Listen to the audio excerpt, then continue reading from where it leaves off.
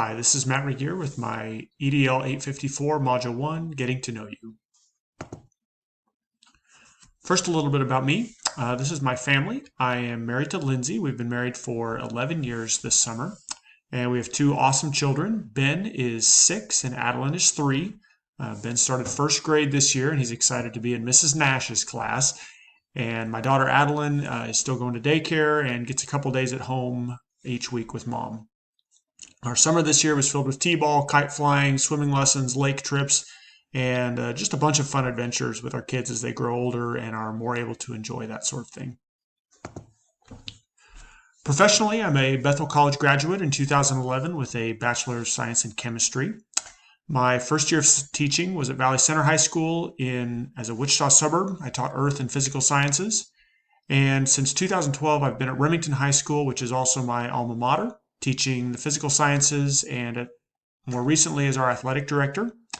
We are a Kansas redesigned school, which has been a unique professional experience for me. We've moved to a flex mod schedule, which is a little bit more like a college schedule for our high school students, and done a variety of things to help our students pursue their passion and purpose. I also have my Master's of Arts in Education from Baker University in 2015. Some interest and hobbies. I'm our head boys basketball coach, which I really enjoy in the winter and quite a bit through the summer too. I've learned to enjoy exercise outside of being an actual athlete, so enjoy taking part in that, and that's good for stress relief for me. I'm a big sports fan. I enjoy cheering on the Chiefs, Celtics, and Royals.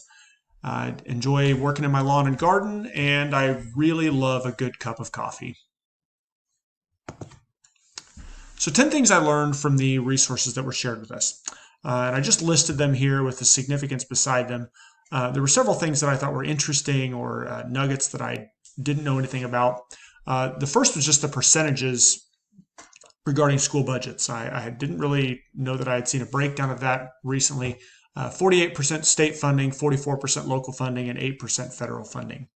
And I think it's important that we know where our funding originates from. That helps us to know which policies we need to support. It helps us to know or be informed voters. And it also is a good indication of local control, both for school boards and for legislators as we talk about how schools are controlled and where the funding comes from. The second thing I noticed was that principals establish a budget for their building, which ensures that goals are met and controls the spending within their building. And that means that budgeting skill and acumen is fairly necessary for a building principal. I've not really observed a detailed budget from my principal. He may have one, but I work pretty closely with him as our athletic director, and I've not really seen a detailed budget, or at least a version of that, from our principal. Third is principals review and oversee fundraising. These fundraisers must be approved and the money spent appropriately. I think this is an important one for principals, both for community relations, but also for legality purposes. And the significance, I think, is that the buck stops here. If you're the principal, any fundraising that goes on behalf of your building and ends up back to you. So principals are ultimately responsible for ensuring that those fundraisers are appropriate, that they are legal, and that they fit within the mission and the vision of the school. This is something my principal's really good at. I also think it's really significant, especially in a smaller district, that you not overburden your constituents with fundraising. I think any parent or community member gets tired eventually of being asked for money again and again and again. So being wise about how we are fundraising and who we're hitting up for money on a consistent basis. Fourth, principals oversee teacher salaries and employment terms. This was an interesting one for me. I'm not entirely sure that it applies in Kansas, at least in the districts that I've worked in. I've not gathered that principals oversee teacher salaries, so I included it partly for that reason. It was intriguing to me.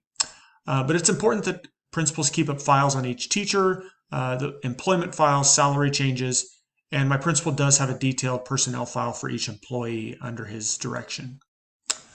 Principals must manage building finances, which in this case includes following the rules and regulations from all three, the district, the state, and the federal levels. So knowledge of those financial regulations is crucial. The money has to be handled appropriately. There will be audits, we know that. So knowledge of those regulations and the ways that money can be brought in and spent is important for a building principal. Sixth, principals should be versed in basic bookkeeping, account statements, and financial reports. This is something that, to be honest, I never even considered as a building principal candidate. So better knowledge of bookkeeping will allow for better management, for better accountability for secretaries or office staff. And that's definitely something that I need to improve, and I think something that my building principal probably has minimal skill in, at least from my experiences with him. Seventh, principals have little control over the money spent in their building. I thought this was interesting, but also pretty relevant. We know that most of the funds that come to a district are already designated to go to a certain source. So I think for principals, the money that is available must be managed well, and any additional funds may need to be sought after, whether that's through fundraising or grant writing or just soliciting funds from the school board for additional projects. But I think it's important as a building principal that the money that is available to you is managed well and that you're showing that you can be efficient even with limited funds. Eighth, central offices and district personnel can be a hindrance to effective financial decisions, and principals often have little input with these groups. I think this is especially true in a larger district, and principals need to be advocates for their students and staff. If they have what they feel is a wonderful idea, or if the staff as a whole has an idea for how to best manage their money or how to best or most effectively spend money, it's important that that is presented as a plan, that it's detailed, and that a principal can advocate for why they need to spend that money in that way. I think practically everyone in education wants what is best for children, but sometimes a mandate or a ratio might take precedence because it seems to have worked or it seems to be a good idea.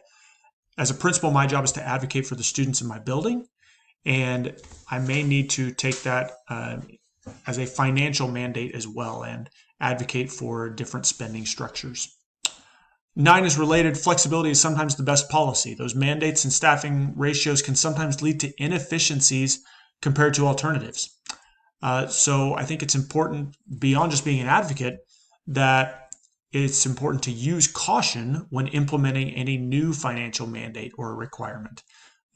Sometimes we can put ourselves into a box by creating mandates, creating requirements, creating rules, when sometimes flexibility is just as important, as long as there is also accountability to go with it.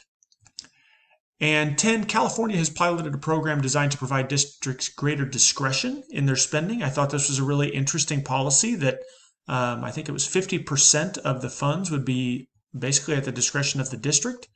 This was rated as successful by superintendents, and this is another opportunity to advocate, not just within a district, but also to state officials for increased discretion in financial allocations. This is something my principal is great at. He's a great advocate for our school and for our district. And so this is something that I will definitely learn from as I move into being an administrator myself.